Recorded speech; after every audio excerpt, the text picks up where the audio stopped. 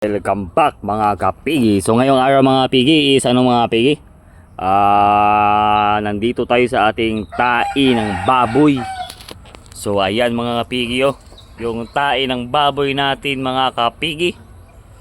So ngayong araw mga kapigi is maglalagay tayo ng mga teknik ng mga hindi mag-amoy yung mga tai ng baboy mga kapigi.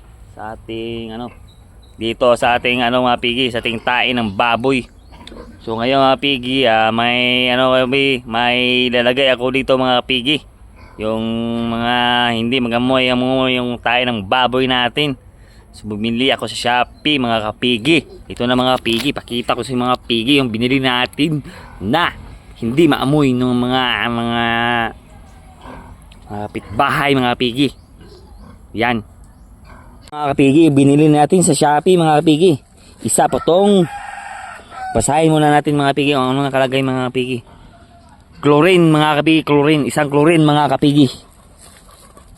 Tingnan nyo ng maigi mga kapigi, yung chlorine natin mga kapigi. Sasabuag natin ito sa tayo ng baboy mga kapigi, para hindi mangamoy-ngamoy yung tayo ng baboy natin. Ano may tao natin? Nasya na ito yun. Ito na mga pigi.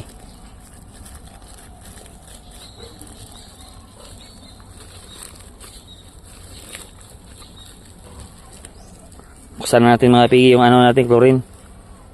Lagyan natin dito mga pigi.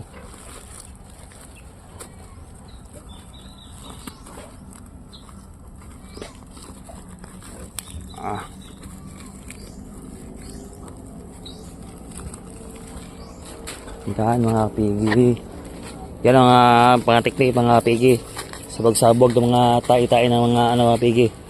Para hindi mangamoy-ngamoy yung mga pigi. Yung suptitak mga pigi. Yan mga pigi oh. Yan oh. Yan oh, yan mga pigi. Yan mga pigi. Yan mga pigi. Mga sekreto natin mga pigi. Yan mga pigi, ibabalibag yan dyan mga pigi.